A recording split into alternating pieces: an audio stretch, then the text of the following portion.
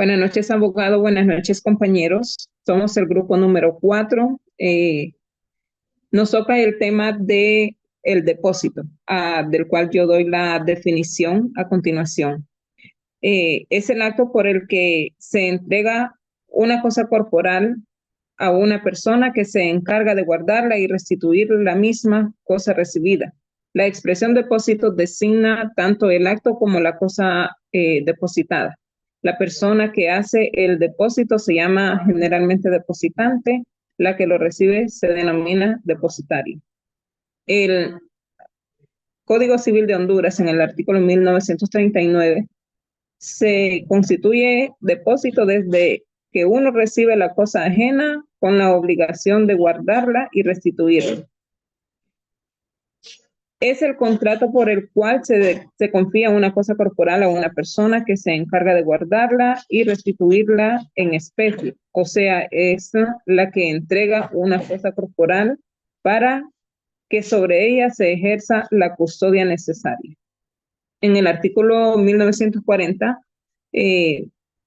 cabe hablar de dos grandes tipos de depósito. Un depósito es de carácter civil, cuya regulación se contiene en los artículos de 1758 en adelante. También existe el depósito de carácter mercantil, que revestirá tal carácter cuando, conforme al artículo 303 del Código del Comercio, el depositario sea al menos comerciante. En el 1941, la finalidad principal del depósito no es otra que la custodia de la cosa depositada, y esa finalidad es en sí misma la propia esencia del contrato. Hasta aquí mi definición. Paso con mi siguiente compañero. Buenas noches. Buenas noches. El artículo 1942 nos habla que solo se puede ser objeto del depósito las cosas muebles. El artículo 1943 nos habla que el depósito puede ser extrajudicial y es voluntario o necesario. Y el artículo 1944, pues el depósito voluntario es aquel que se hace entrega por la voluntad del depositante. Los dejo con la siguiente compañera.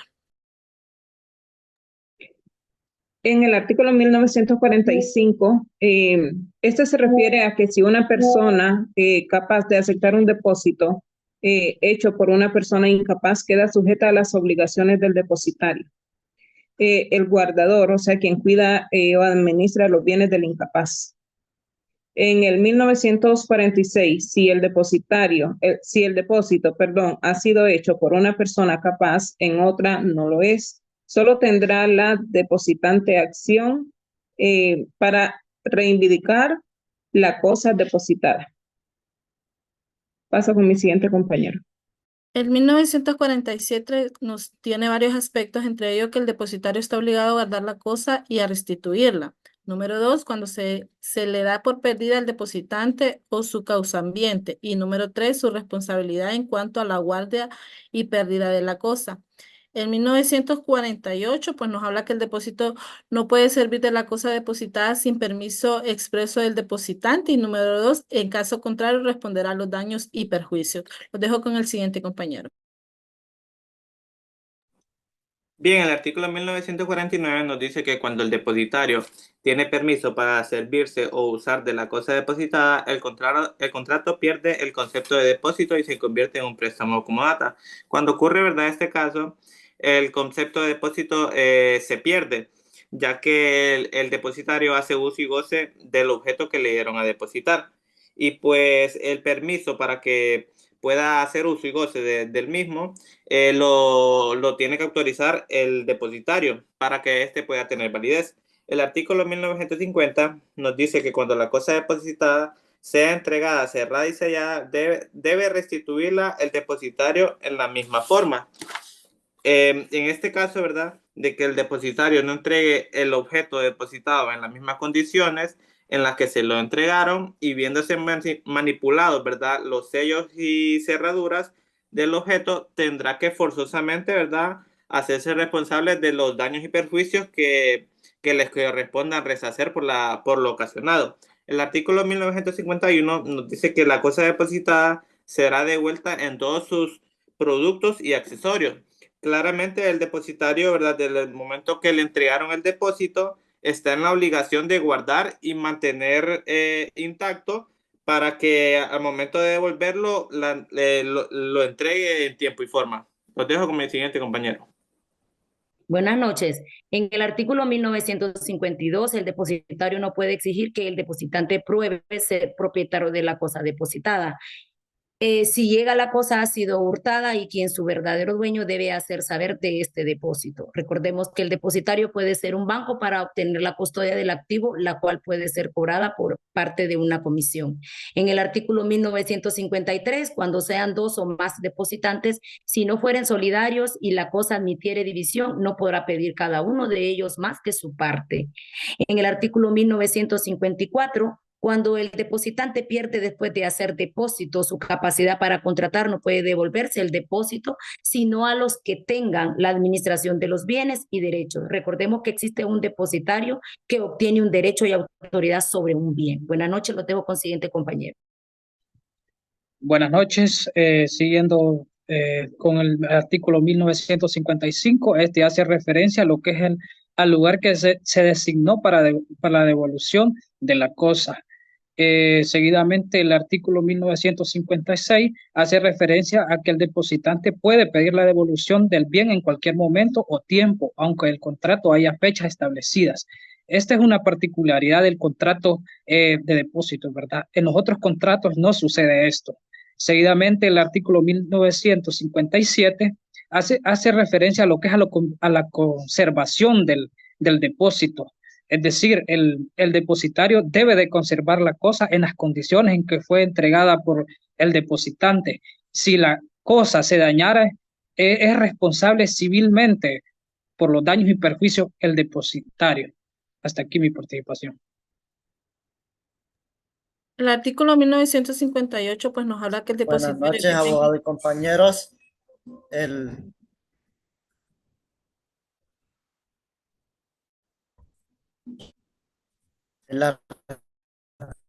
artículo a permanecer, regresar en cualquier momento o restituirse a su depositante, y si éste se opone, pues podrá obtener del juez una consignación.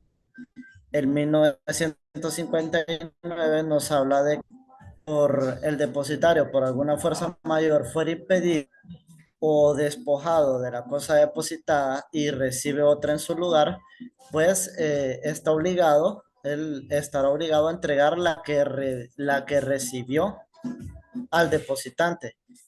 Por ejemplo, si compra una cantidad de granos y en un estado de necesidad por el gobierno o algo así es obligado a vender esos granos, entonces solo están obligados a devolver al depositante el precio de lo que recibió por los granos vendidos.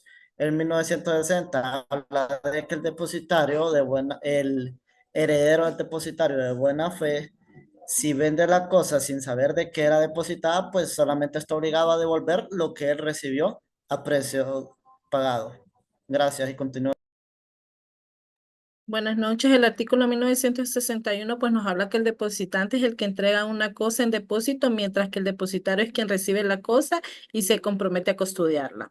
El artículo 1962, el depositario tiene derecho de retener la cosa depositada como garantía hasta que el depositante pues pague los gastos incurridos. Y el artículo 1963, depósito necesario, se refiere a aquellas circunstancias en que una persona está obligada a entregar sus bienes a otra en custodia, ya sea en cumplimiento de una obligación legal o en caso de calamidad. Los dejo con el siguiente compañero.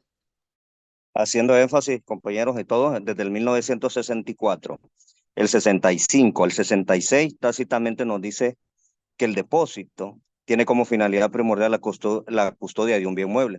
Explicando todo y resumido, todos estos artículos nos vienen a dar un punto de manera importante. Estos artículos buscan proteger a los viajeros asegurando que sus pertenencias están seguras mientras se hospedan en fondas, mesones, siempre y cuando cumplan con las condiciones establecidas. Al no cumplir estas condiciones mismas, las personas dueñas de los mismos están en la obligación de hacer el pago respectivo para el cumplimiento del depósito de la cosa mueble.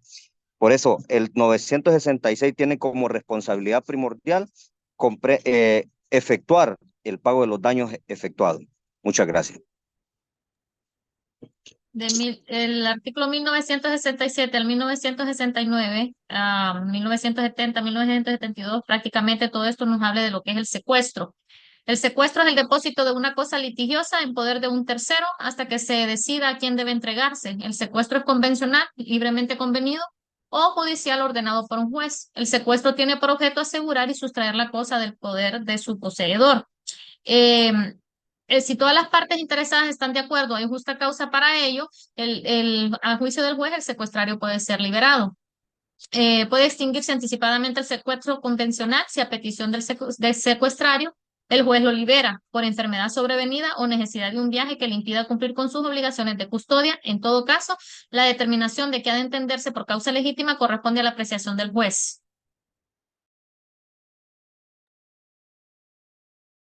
Buenas noches, abogado. Yo les voy a hablar sobre el artículo 1971.